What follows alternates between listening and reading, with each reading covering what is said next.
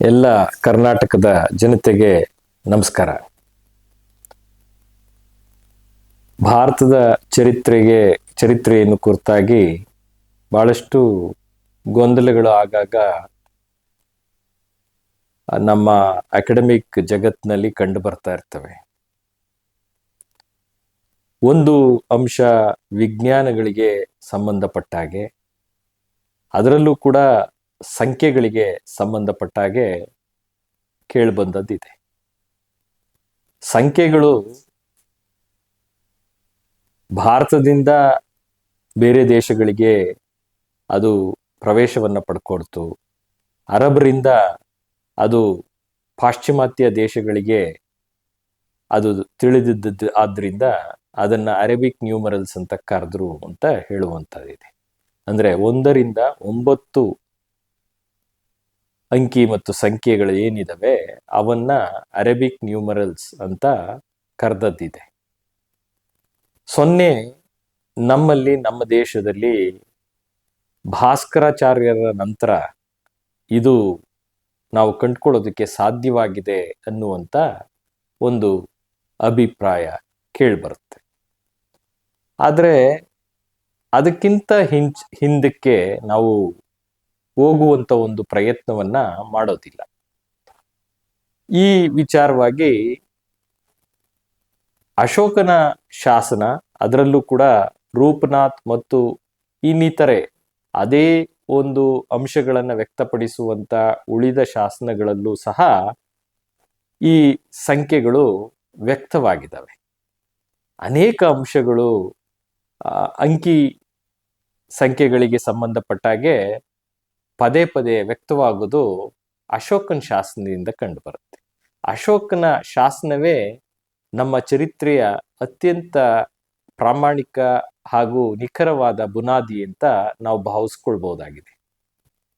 ಇದಕ್ಕಿಂತ ಹಿಂದೆ ನಾವೇನಾದ್ರೂ ಒಂದಷ್ಟು ನಮಗೆ ಮೆಟೀರಿಯಲ್ ಎವಿಡೆನ್ಸ್ ಅಂತ ನಾವು ನೋಡೋದಾದ್ರೆ ನಮಗೆ ಸಿಗುವಂಥದ್ದು, ಆರ್ಕಿಯಾಲಜಿಕಲ್ ಎವಿಡೆನ್ಸ್ ಅನ್ನ ನೋಡೋದಾದ್ರೆ ನಮಗೆ ಸಿಗಬಹುದಾದದ್ದು ಸಿಂಧೂ ನಾಗರಿಕತೆಯಲ್ಲಿ ಕಂಡು ಬರುವಂತಹದ್ದು.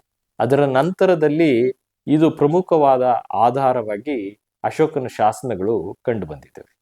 ಅದರಲ್ಲಿ ನಮಗೆ ಈ ಅಂಕಿ ಸಂಖ್ಯೆಗಳು ಎಷ್ಟು ಅದ್ಭುತವಾಗಿ ವ್ಯಕ್ತವಾಗಿದೆ ಅನ್ನೋದು ನಾವು ನೋಡಬಹುದಾಗಿದೆ.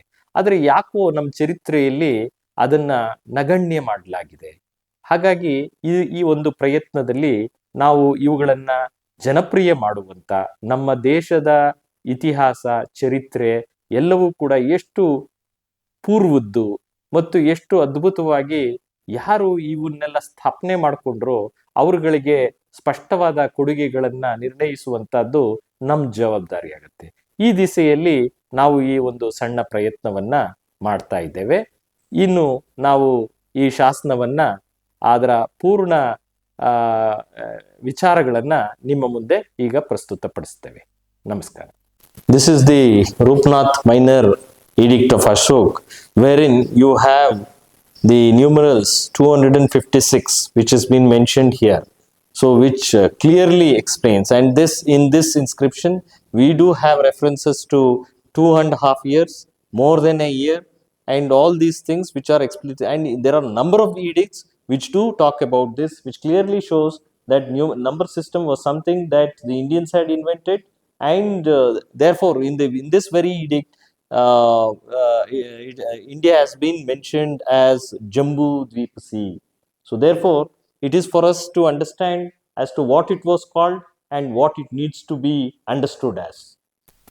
Devanam piye evam aha सातिरेकानि अडितियानि वया सुमि पाकस सके नोचु बड़ी पाकते सातिलेकेचु चवाचरेय सुमि हक संग उपेते. The meaning of the first paragraph is that this is what Samrat Asok has said, that for more than 2.5 years, being a upasak, I could not exert much.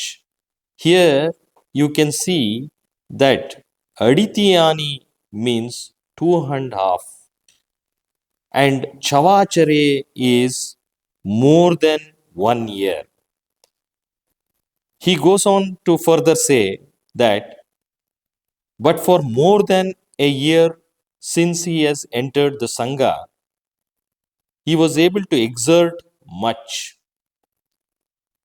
In the second line, Badicha Pakateya Imaya Kalaya Jambu Deepasi Amisa Deva Usute Dani Misa Kata Pakamasi Esa Fale Nocha Esa Mahatata Papotave Kudakena. This is the second line, which says that during this period of time in Jambu Dvipa, those kings who did not intermingle were able to mix up friendly, and definitely this was an account of his exertion, his efforts that he has made hitherto. The third line goes like this: Kudakenapi Pakamaseenena Sakiye Vipuleya Swagge Arodhave Etiya Attayacha Savane Kate Kudakacha Udalacha Paka Matuti Atapi cha Janantu Iya Pakarava, which can be translated like this: in this way, not only the elite were able to achieve it, even the ordinary also, with zeal and exertion, can possibly and abundantly attain heaven. In this way, through the proclamation made, the gap between the high and the low could be reduced. The people in the border should also know that with efforts they can also come together and achieve bliss. The fourth line goes like this: Ati chira titike siya iyahi atte vadi vadisite vipulecha vadisiti apaladi ena adi diya vadisata iya cha atte pavatisu ಲೇಖಾಪತೆ ವಾಲತ ಹದ ಚ ಅತಿ.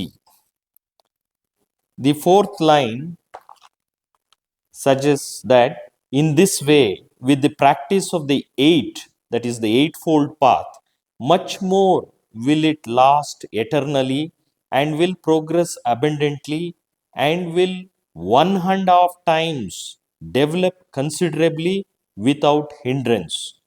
The benefit of the eightfold path be engraved on the hills for the benefit of even the people on the borders. The fifth line reads like this: Salatabe Silathambasi Lakapetavayata Etinacha Vaya Janena Yavataka Tupaka Ahale Savara Vivasetavayati Yutena Savane Kate 256 Sa Tha Vivasata, which tells that it be engraved, that the information that he is given be engraved on the rocks and the stone pillars.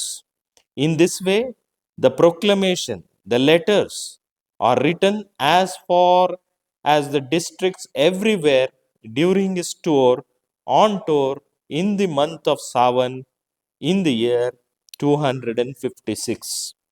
This 256 and the various explanations with regard to the years that are mentioned, 1.5 times, 2.5 years, eightfold path, all this sufficiently explains the kind of idea that our ancestors had with regard to the knowledge of the numerals and the numbers and the counting system. Thank you.